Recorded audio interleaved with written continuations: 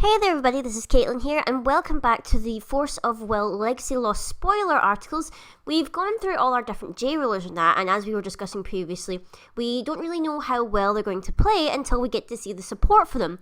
Most likely the dual type spells or whatever, or even more resonators that would support these decks. This spoiler is actually quite, well, it's sort of like quite special in that all the spells, bar one, are dual type spells that are specifically, I think, meant to go with their intended J-ruler. So we're going to go through them all here and see what we think of each one. Now the first one we've got here is a Rendezvous of Light and Wind, which is a 4-cost chant, which is it's a quick cast one. It's 1 light, 1 wind, and 2 void. Basically what it says is you can choose one, but they've always got that condition where if you control a light, well, if you control 2 of the resonators that match the attribute, you basically get to choose both. So most likely, most of the time, if you're running them with your J-ruler or whatever, your J-ruler whatnot, you're most likely going to meet the condition because it has to be 2 separate resonators. You can't just have a dual type resonator and it count for both. You need 2 separate ones. So one has to be at least light and one has to be at least wind.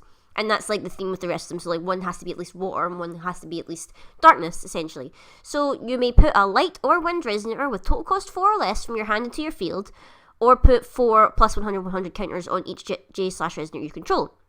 Now, people were saying that this sounds a bit costly, but I feel like for this one in particular, if you are obviously going to choose both or whatever because you've met the requirements, it is pretty good because at the same time you're getting a 4-cost resonator in. So there's quite a few 4-cost ones that I could think of, not really naming off the top of my head because I really can't think of many right now, that would be good choices or whatever to put into the field. Sadly, obviously, it's 4 cost, so if it had been 5 cost, it would have been totally amazing because you could have gotten like Winged Seraph in there, you could have gotten like a whole bunch of different things, you could have even gotten that like beefy like vanilla bear that we got in the last set. But sadly, it's a 4 cost, so you won't be dropping anything absolutely menacing, but 4 drops are still pretty good in this game. And on the plus side, you get to buff each of your resonators or whatever by at least 400 each, which is, it doesn't say until end of turn, so I'm going to assume that those counters remain for the rest of the game, and that unless, you know, your opponent water bear transformations it, they're going to keep it or whatever, because it doesn't say until the end of turn, it just says you control. So I'm going to assume that it's until the rest of the game or whatever, till they die. So it is pretty cool.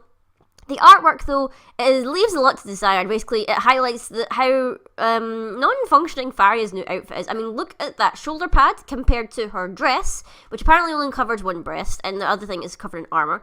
She must be cold as all hell. Like, I'm just saying, she must be freezing in that outfit.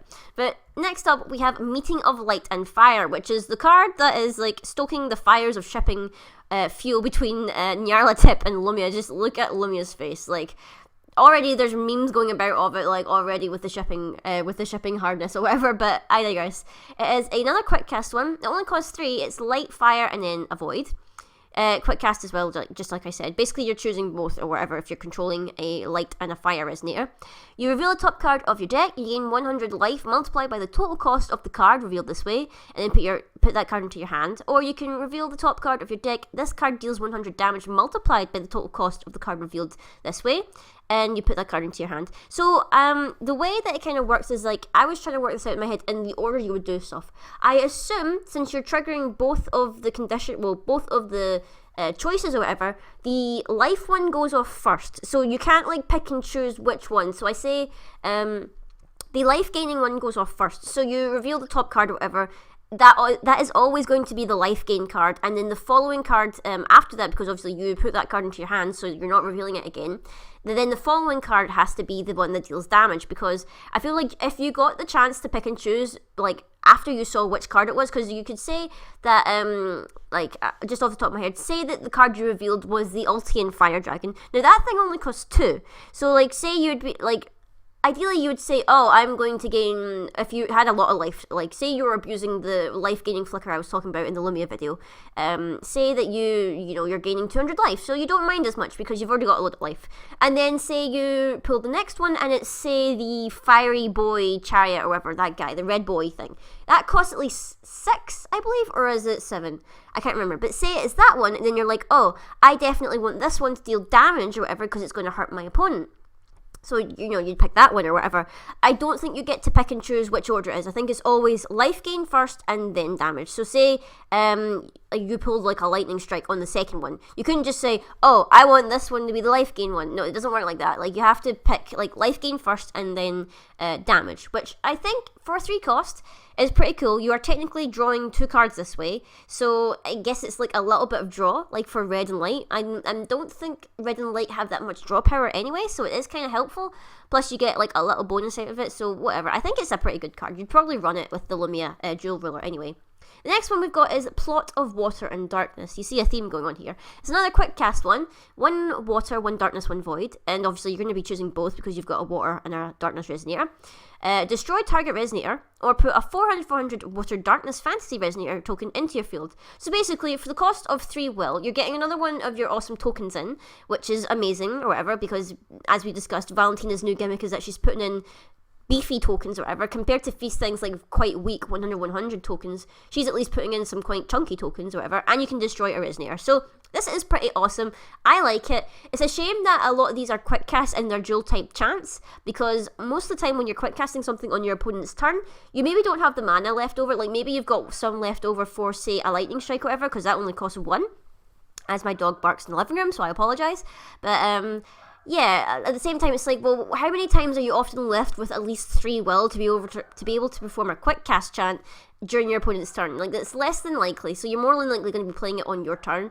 But also the fact that this is obviously a dual type Water Darkness spell, it works really well with Valentina's little gimmick where, you minus attack, minus defense, whatever, for Water and Darkness spells. This counts for both, so you're getting both the attack and defense minus on a resonator your opponent controls, which is really nice.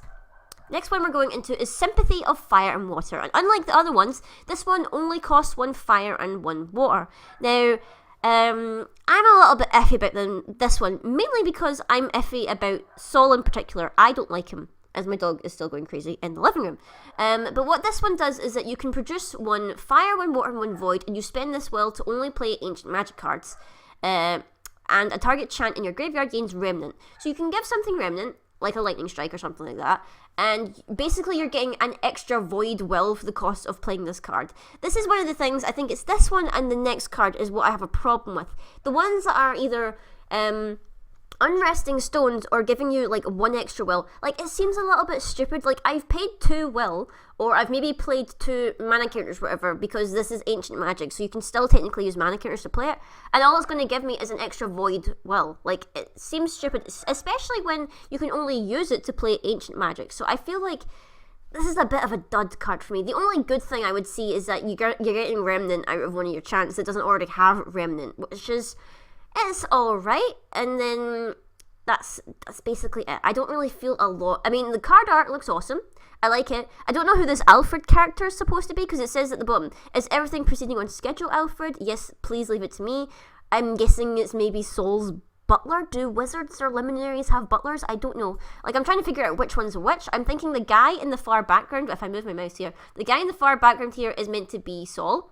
And I'm guessing this guy over here with what looks to be a very long ponytail is meant to be Alfred or whatever, and they're performing some kind of fire water magic thing. I'm going to guess that he's going to be like a fire water resonator, this Alfred dude or whatever, because it would make the most sense. If he's hanging out with Sol, he'd probably support him. Next one we have is Tuning of Wind and Darkness. And this is the one I was talking about in regards to I don't see how viable it really is, because it's a 3 cost, not a quick cast one. 3 cost, 1 wind, 1 darkness, 1 void. What it does is you can recover up to 4 target magic stones, or you can put a target resonator from your graveyard into your hand. Now, the problem I really have with this, obviously, is because you're paying 3 for this anyway. You're recovering 4 magic stones. So basically, you've paid 3 to basically get 1 extra stone, which I find really stupid. Like, I think they had a good idea initially with it. Like, obviously, play a chant or whatever, recover loads of magic stones. The problem is the chant itself costs too much. You're only recovering, technically, 1 magic stone because you've already paid 3 to play this card, and you're getting a target resonator from your graveyard into your hand. I think out of all of them, it feels like next to the fire water one is probably the weakest, because even like if you were running it, you're getting 1 stone back. Like, whoop-de-doo, I'm getting 1 stone. The one other thing I really like about this one is the card art, which looks awesome, and it looks like we've got like a little glimpse of what the aged up Group Ballista looks like, but also we like see Lilius Petal looking all sinister looking. At first I thought this was possibly Almerius, and that Group Ballista was protecting himself from being attacked by Almerius or whatever, because I think she's going to be possessed by well, not possessed, but like I think she's going to be puppeted by Valentina, just like Moonstart. But it seems as if this is Lilius and he's meeting up with Group Ballista or whatever, because they're like, oh, we meet again, I need a favour. Oh, Mikage has risen. Now that's a name I have not heard in some time.